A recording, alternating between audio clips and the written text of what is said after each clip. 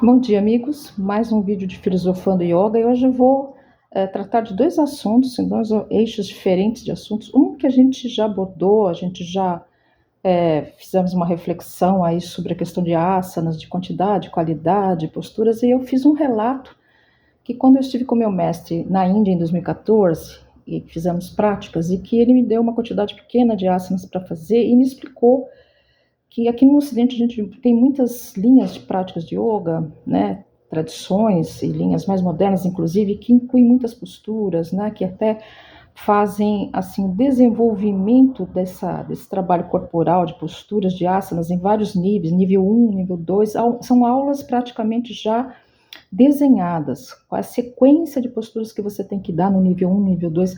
E muitos professores que se formam dentro dessa linhagem mais moderna, eles seguem à risca esse desenvolvimento dessas posturas, né? E isso contrasta com o que o meu mestre falou, que de 6 a 8 posturas era o suficiente para uma prática em que consiga integrar mente e corpo, que faça a pessoa se harmonizar para uma prática, por exemplo, de meditação, e que não era quantidades, né, nem posturas excepcionais, né? E eu sei que, de certa forma, isso vai contrastar com essas outras linhas modernas que colocam essas sequências já criadas, né, pelos mestres contemporâneos, né, de nível 1, nível 2, nível 3. E quanto isso reflete, muitas vezes, a trazer a Hatha Yoga como sendo um sistema em que as posturas é o principal, quando, na verdade, nunca foram, né? Eu digo aí pelo meu conhecimento da origem da Hatha Yoga, como ela iniciou, as práticas que eram feitas. E a gente sabe que grande parte das posturas importantes eram as que eram feitas sentadas, em posturas de meditação, porque todo o trabalho era condicionar, né? Levar o praticante, a palavra condicionar é forte, levar o praticante a entender a importância da meditação dentro desse universo do yoga. Então é claro que a gente afirmar, por exemplo, que, como eu afirmei, 6 a 8 posturas é o suficiente, eu falei isso baseado nesses relatos do meu guru, que é de uma tradição inicial da Hatha Yoga, do século XI e tal, é totalmente diferente de ver o posicionamento da yoga moderna, das linhas de formação dos professores da yoga moderna, que tem essas sequências, como eu falei, de níveis diferentes de praticantes. Mas aí eu vou comentar com vocês um outro relato diferente. A realidade, ilusão versus realidade, tá?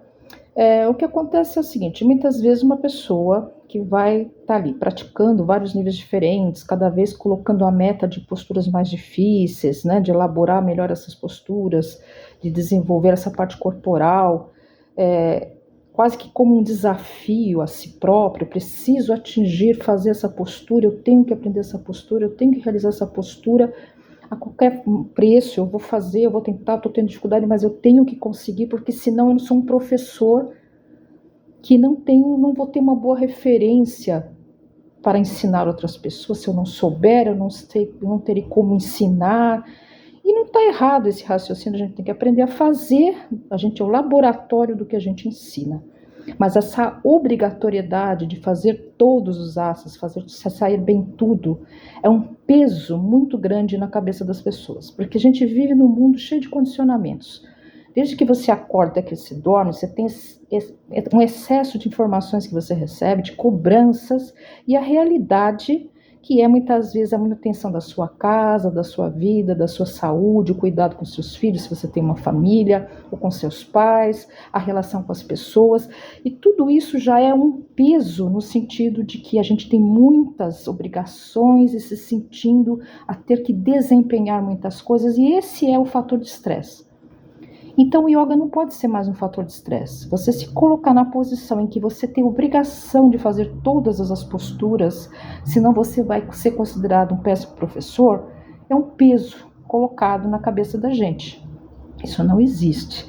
Até porque durante os anos que você vai fazendo práticas de yoga, pode ser que aconteça na sua vida, como a vida de qualquer pessoa, uma lesão, um problema que surja, por exemplo, uma fascite plantar. Eu já tive fascite plantar por ficar muito tempo com o pé direto no solo e o pé chato, chamado pé chato, né? O pé direto pode desenvolver uma fascite plantar, pode desenvolver uma dor no corpo, uma dor articular. Isso não está relacionado com a idade, dizer, isso acontece com as pessoas mais velhas. Bom, geralmente acontece mesmo com o envelhecimento, mas acontece antes, com a pessoa jovem ainda. Uma lesão no punho, um túnel do carpo que aparece na pessoa. A pessoa está forçando muito postura na qual ela apoia a palma da mão. Pode desenvolver um túnel do carpo? Pode, forçando demais uma articulação. E aí ela se vê na seguinte situação, ela não vai poder fazer aquela postura, a menos que ela vai ter que enfrentar a dor ou a piora do sintoma do problema que ela tem. Ela se tornou um professor ineficiente por conta disso? É justo você condicionar que toda a sua prática de yoga, o valor dela está na execução das posturas, com perfeição, com qualidade, com quantidade, é isso? Essa é a reflexão que eu deixo em relação à ilusão e realidade.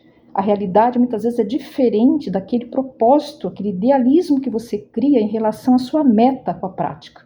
Você idealiza algo, que você tem que se tornar cada vez melhor e avançar um número maior de posturas, com um grau maior de dificuldade, e aquilo se torna uma obsessão, uma espécie de uma autoafirmação, um reconhecimento da sua capacidade baseada nisso. E isso gera um estresse psicológico, uma autocobrança que você tem que fazer isso. Foge totalmente do escopo do yoga, tudo que é ensinado por Patanjali ou por Goraknath, que é o trabalho interno, o trabalho de acalmar a mente, de autoconhecimento, de autopercepção, de destruição da ilusão, do idealismo pela realidade. Então esse é o primeiro eixo e eu deixo esse questionamento. Você está forçando o seu corpo, você está se obrigando a ter um desempenho, porque a sociedade lhe cobra sempre desempenho em tudo, perfeição em tudo. O perfeccionista ele pode gerar uma fibromialgia, doença dos perfeccionistas. Ele pode gerar várias outras questões com o seu corpo. Então você precisa parar e refletir sobre isso. E a outra reflexão vem em relação à questão da figura do guru, né? O mestre, orientador. Eu vejo muitas pessoas aí fazendo vídeos questionando por que nas tradições de yoga o guru é o centro. E não só na yoga, no Vedanta, no Tantra, todas as tradições filosóficas da Índia e de práticas, elas têm a figura central, aí vem aquela questão, mas a Índia tem um patriarcado muito forte que negou a mulher, a voz, a posição na sociedade, e isso tudo é uma realidade. A gente vai estudar a história da Índia e você vai entender isso com muita claridade, que até hoje isso existe, como existe no mundo, né? Essa questão do patriarcado, ela existe no mundo. E aí vem a questão da identidade. Você se identifica, né, com uma linha de pensamento mais moderna, matriarcal, que traz de volta a importância da mulher, e está tudo certo. A questão é que sempre as pessoas estão se identificando com alguma coisa. Essa identidade, seja na roupa, de se vestir como yogi, de colocar um laranja, um açafrão na roupa, como um monge, a identidade de monge, de praticante de yoga, de usar uma tilaka, um bindo, né, um pontinho no centro, de parecer uma figura que se lembra Deus Shiva, lembra a deusa Durga, a mãe, o pai, o patriarcado, o matriarcado. No fundo é uma ilusão, porque são ideologias, são arquétipos, que às vezes são necessários para que a pessoa compreenda algumas realidades, incorpore uma força dentro dela de reconhecimento, de que ela é pertencente àquele universo. Esse sentimento de querer pertencer a um grupo é natural do ser humano. Isso é estudado na sociologia, em todas as disciplinas que estudam a sociedade, as mudanças da cultura de um povo, da sociedade em geral, sabe que nós temos essa necessidade de nos identificarmos com um grupo. Então, às vezes, a mudança corporal, a roupa, a vestimenta, o modo, o hábito, costume, agora eu faço japamala, eu faço mantra, não vou ouvir música mundana porque é mundano. Essa separação entre o mundano e o sagrado, ele é o mundo da dualidade.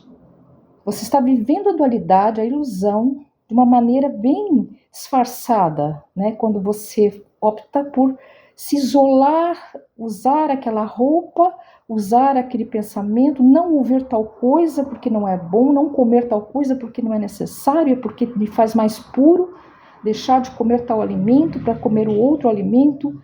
Isso tudo, a mente está ainda trabalhando em cima dos gunas, né?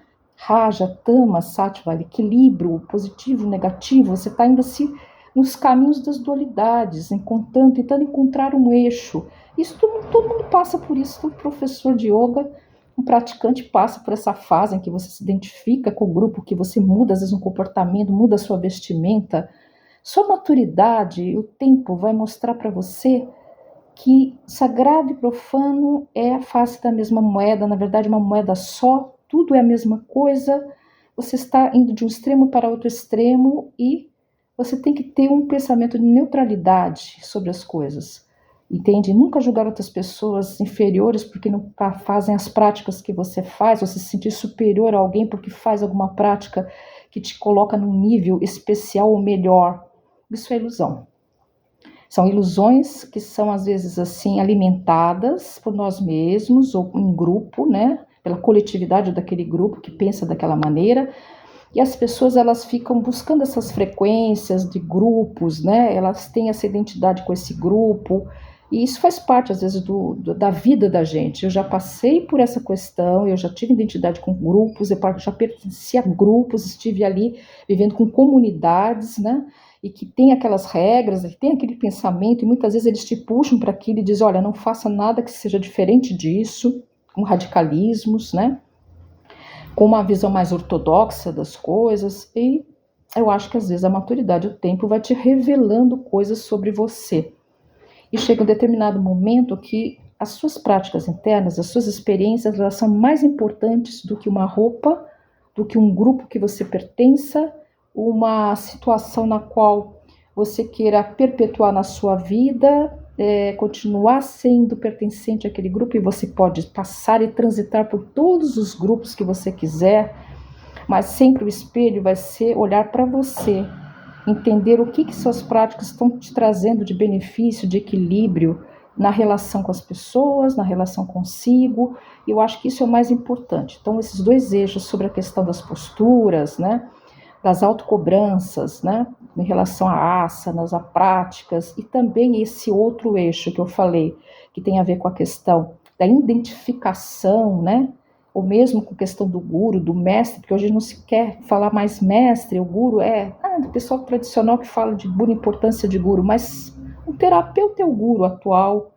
aquela pessoa que vai dar aquelas mentorias, de ensinamentos, se torna o guru, substitui a figura do guru, é uma substituição, talvez, de nomes, né? Mas ainda há aquela dependência da condução de alguém para que te leve para dentro de você.